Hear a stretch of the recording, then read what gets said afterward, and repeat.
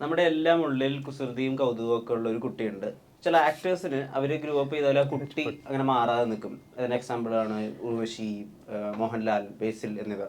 ആ ശ്രേണിയിലുള്ള മലയാളിക്ക് എപ്പോഴും ആ രീതിയിലൊരു ഇഷ്ടമുള്ള ഒരാളാണ് നസ്രിയ നസീം. അവരുടെ പുതിയ സിനിമ വരുന്നു. ബേസിൽ ജോസഫും നസ്രിയ നസീമും പ്രധാന വേഷത്തിലെത്തുന്ന സിനിമയെ പറ്റി സംസാരിക്കാൻ ആ സിനിമയിലെ മറ്റ് കഥാപാത്രങ്ങളായി എത്തുന്ന സിദ്ധാർത്ഥ് ഭരതൻ, ദീപക് പറമ്പോൾ, പൂജ എന്നിവരാണ് ചേരുന്നത്. നമസ്കാരം. നമസ്കാരം. ഈ സിനിമ അനൗൺസ് ചെയ്തതിന് മുമ്പേ ഈ പ്രേമലുവിന്റെ സമയത്ത് പറഞ്ഞിരുന്നു ബേസിലിനെയും നസ്രിയനെയും വെച്ചൊരു സിനിമ ഉണ്ടാക്കാനാണ് ആദ്യം ഗിരീഷ് ഷെഡിയോട് പറഞ്ഞത്. അപ്പൊ അന്ന് കൊടുത്ത ഡേറ്റുകൾ പിന്നെ ഹാപ്പി അവേഴ്സിന് കൊടുത്തതാണോ സൂക്ഷ്മദർശിനി? നല്ല ക്വസ്റ്റ്യൻ. അല്ല, ആക്ച്വലി ആദ്യ ഡേറ്റ്സിന്റെ അവിടം വരെ ഒന്നും എത്തിയില്ല. അതിനു മുമ്പേ അത് മാറിയായിരുന്നു. അപ്പം അങ്ങനെയല്ല സൂക്ഷ്മദർശിനി വന്നത്. സൂക്ഷ്മദർശിനിയുടെ കാസ്റ്റിംഗ് പോലും ആദ്യം ഞാനും ബേസിലും അല്ലായിരുന്നു. അതിലൊരുപാട് വേറെ ഡിസ്കഷൻസ് ഉണ്ടായിരുന്നു.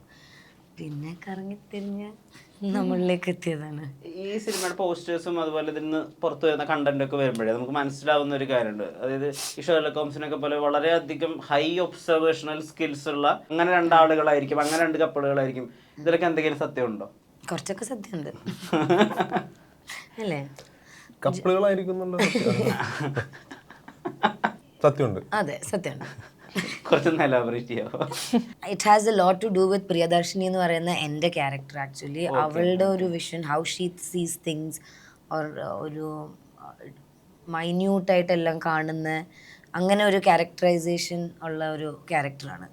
ആൻഡ് അവളുടെ കൂട്ടത്തിൽ ഒരുപാട് ആൾക്കാരും അതേ ട്രാപ്പിലേക്ക് വീണ് അതേ ബിഹേവിയറും പിക്കപ്പ് ചെയ്ത് അങ്ങനെ ഒരു it has to do with my characters ഒരു സ്വഭാവം. അധികവും കണ്ടിട്ടുള്ളതൊക്കെ സീരിയസ് ആയി സംസാരിക്കുന്ന സീരിയസ് ആയ സിനിമകളിലാണ്. അതിൽ നിന്നൊരു ബ്രേക്ക് ആണോ സൂക്ഷ്മദർശിനി? എനിക്ക് തോന്നുന്നു എവ്രിബഡി വിൽ ബി സർപ്രൈസ് സിദ്ധുവിനെ കാണുമ്പോൾ. ഇതിന്റെ ഒരു പോസ്റ്റർ അങ്ങനെ പേജിലൊന്നും കണ്ടില്ല, ചുമരുകളിൽ ഒട്ടിച്ച് കണ്ടു. ഈ ബ്രേക്കിംഗ് ബാഡിനെയൊക്കെ അനുസ്മരിപ്പിക്കുന്ന പോലെ ജെസി പിങ്മാനും വാൾട്ടർ ഹൈറ്റ് ഒക്കെ നിൽക്കുന്ന പോലെ ഇതൊക്കെ വെച്ചിട്ട് ആ സീരീസിനെ ട്രോളുന്നതാണോ അതോ അങ്ങനെ എന്തെങ്കിലും ഉണ്ടോ പടത്തില്?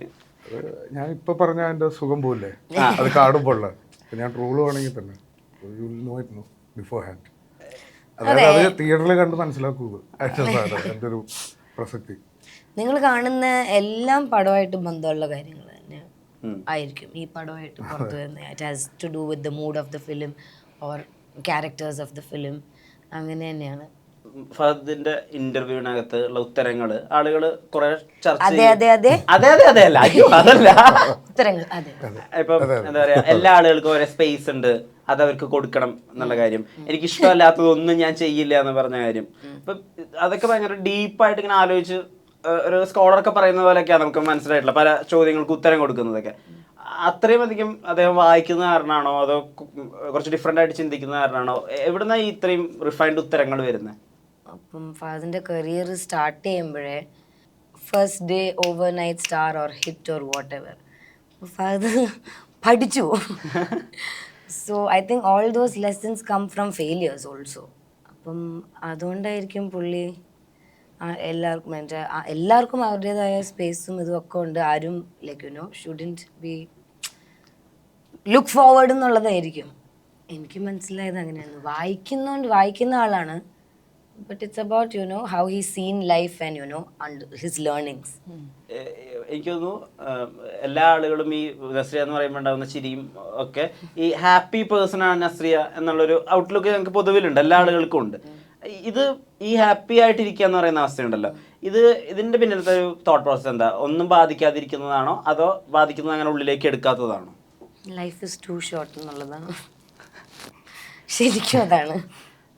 So live in the moment and let's live എന്നുള്ളതാണ്. Like you know just that. അല്ലാതെ വേറെ of course I have bad days, അങ്ങനെ എല്ലാ ഹ്യൂമൻസിനെയും പോലെ. But generally I try to get over that bad days or sad mood or. അതുകൊണ്ട് എൻ്റെ മറ്റു സൈഡ് കണ്ടിട്ടുണ്ട്. ഈ കോമഡി ചെയ്യാന്ന് പറയുമ്പോൾ നമ്മൾ കൊടുക്കുന്ന റിയാക്ഷൻസ് ആണ് ഇമ്പോർട്ടന്റ്. ഇത്രയും സിനിമകൾ ചെയ്തത് എന്താ മനസ്സിലായിട്ടില്ല, അതോ കൗണ്ടർ അടിക്കുക എന്നുള്ളതാണ് എന്താ ശരിക്കും കോമഡിയിൽ ഇമ്പോർട്ടന്റ്? ആള് ചിരിക്കുക എന്നുള്ളതല്ലേ. നമ്മളെന്ത് റിയാക്ഷൻ കൊടുത്താലും അത് പറയാൻ പറ്റില്ല. ആൾക്കാർ തിയേറ്ററിൽ എങ്ങനെ കാണുന്നു അനുസരിച്ച് ചെയ്യും. ഇപ്പം ആ സിനിമകളിലൊക്കെ ചിരിച്ചിട്ടുണ്ട്, കാരണം അത് നന്നായിട്ട് എഴുതിയ നന്നായിട്ട് ഷൂട്ട് ചെയ്ത സിനിമകളായതുകൊണ്ട്. ഇതിലങ്ങനെ എൻ്റെ ക്യാരക്ടർ കോമഡി ഒന്നുമല്ല. ഇപ്പം ചിലപ്പോൾ ചിരിക്കില്ല അല്ലേ. അഭിനയിച്ച് ബോറാക്കിയിട്ട് ഇല്ല കുഴപ്പമില്ല ചിരിക്കില്ല. ഈ ജെന്റിൽമാൻ ഹസ്ബൻഡ് ആണ്. നല്ലൊരു ഹസ്ബൻഡ് ആണല്ലേ, നല്ലൊരു എനിക്ക് തന്നെ എന്നെ കണ്ടിട്ട് ചില സമയത്ത് ദീപക് കല്യാണം കഴിഞ്ഞ ഉടനെ ഫ്രഷ് സുഡുസുഡാ ഭർത്താവായിട്ട് അഭിനയിക്കാൻ. സോ ഈ അറ്റമുറി വെളിച്ചത്തിലൊക്കെ വളരെ ഡീസന്റ്. അത്ര ഡീസന്റ് അല്ല. ഇത് ചിലപ്പോ അപർണ കാണുമ്പോ ഇങ്ങനെയൊക്കെ ആയിക്കൂടെ ചിലപ്പോ ചോദിക്കുമായിരിക്കും. ഞാൻ പറയും അത്രേ ഉള്ളൂ. പൂജയുടെ നോട്ടങ്ങള് തിയേറ്ററിൽ ഭയങ്കരമായിട്ട് ചിരി ഉണ്ടാക്കാറുണ്ട്. ഇപ്പം ആവേശത്തിലാണെങ്കിലും ശരി, രോമാഞ്ചത്തിലാണെങ്കിലും ശരി. അപ്പൊ ആ നോട്ടത്തിന് ഒരു കുറച്ച് എക്സെൻട്രിസിറ്റി കൂടി ഉണ്ട്. ഈ മറക്കൻ ദേശ്പാണ്ഡെ ഒക്കെ നോക്കുന്ന പോലത്തെ നോട്ടം ഉണ്ട് അതിന്. അതിന്റെ ടൈമിംഗ് കൂടി വേണമല്ലോ. ഇപ്പൊ ഉദാഹരണത്തിന് ആവേശത്തിന് 3 പിള്ളേരെ കാണുമ്പോ ഭയങ്കര കുറച്ച് ഓവർ ഡൂ ചെയ്യുന്ന പോലെ നോക്കണല്ലോ. മറ്റേ സ്ഥലത്ത് രോമാഞ്ചത്തിൽ ഇതുപോലെ തന്നെ ഓജകൊണ്ട് അടുത്തിരിക്കുമ്പോൾ ഒരേ സമയം ടെൻഷൻ ബിൽഡ് ചെയ്യുന്ന നോട്ടങ്ങളുണ്ടാവും. ഇത് ബ്രീഫിലൂടെയാണോ സംഭവിക്കുന്നത്? അതൊക്കെ അറിയാതെ അങ്ങ് ബ്രീഫ് ഉണ്ട്. അതിനനുസരിച്ച് നമ്മള് ഇത് കോമഡി ആവണം എന്ന് വിചാരിച്ചിട്ട് അല്ല ചെയ്യുന്നത്. അപ്പൊ ആ കഥാപാത്രങ്ങൾ ആ മൊമെന്റിൽ എങ്ങനെയായിരിക്കും എന്നുള്ള രീതിയിലാണ് ചിന്തിക്കുന്നത്. അപ്പൊ നമുക്ക് തന്നെ ബ്രീഫിൽ നിന്നാണ് എനിക്ക് തോന്നുന്നു അത് ചെയ്യാൻ പറ്റുന്നത്. അല്ലാതെ നമ്മൾ ഞാനൊരു സാധനം ഇടാം ഇപ്പം നിങ്ങൾ ചിരിക്കണം എന്ന് വിചാരിച്ച് ചെയ്താൽ എനിക്ക് തോന്നുന്നു കോമഡി വർക്ക് ആവില്ല എന്ന് തോന്നുന്നു. അത് നമ്മൾ ഒരു കഥാപാത്രത്തോട് ഓണസ്റ്റ് ആയിട്ട് തന്നെ പെരുമാറുമ്പോഴാണ് അത് സംഭവിക്കുന്നത്. ഞാൻ പെട്ടെന്നൊരു റൗണ്ടിലേക്ക് കൊണ്ടുപോകാം. അതിൻ്റെ പേര് സൂക്ഷ്മദർശിനി റൗണ്ട് എന്നാണ്. അതായത് വളരെ സൂക്ഷ്മമായി നോക്കിയാൽ മാത്രം മനസ്സിലാവുന്ന കുറച്ച് ബന്ധങ്ങളുള്ള 2 സിനിമകളെ പറ്റി പറയാം. ഇപ്പൊ നസ്രിയ സിദ്ധാർത്ഥ ഒരു ടീമാണ്, ദീപക് പർബോൾ ആൻഡ് പൂജ മറ്റൊരു ടീമാണ്. ഞാൻ അതൊരു ട്രയൽ പോലെ പറഞ്ഞുതരാം. അതായത് ഒരേ എലമെന്റ് വരുന്ന 2 സിനിമകളുടെ ത്രെഡ് ഞാൻ പറയും. ആ 2 സിനിമകൾ ഏതാണെന്ന് നിങ്ങൾ പറയണം. അതാണ് ഫോർ എക്സാമ്പിൾ. ഓക്കെ.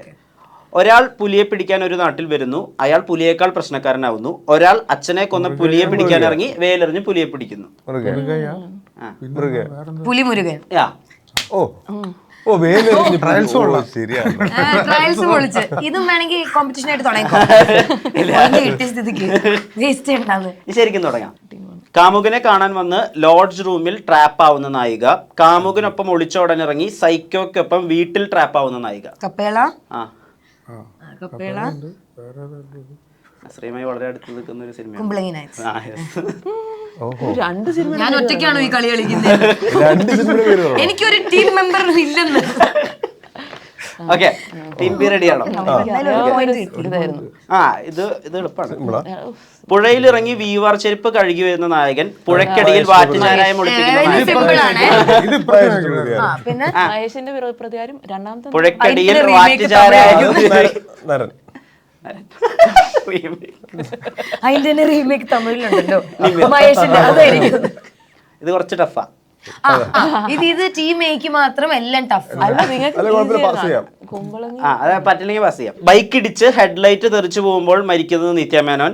ബൈക്ക് ഇടിച്ച് സിനിമയുടെ നടുക്ക് പെട്ടെന്ന് മരിച്ചു പോകുന്നത് ലാലേട്ടൻ. ബാംഗ്ലോഡേഴ്സ്. ബൈക്ക് ഇടിച്ച് സിനിമയുടെ നടുക്ക് പെട്ടെന്ന് മരിച്ചു പോകുന്നത് ലാലേട്ടനാണ്. ഓ പക്ഷെ നമ്മൾ എത്തി. പ്ലീസ് പ്ലീസ് ഇതിന് എന്തായാലും പോയിന്റ് ആണ്. പേരറിയോ?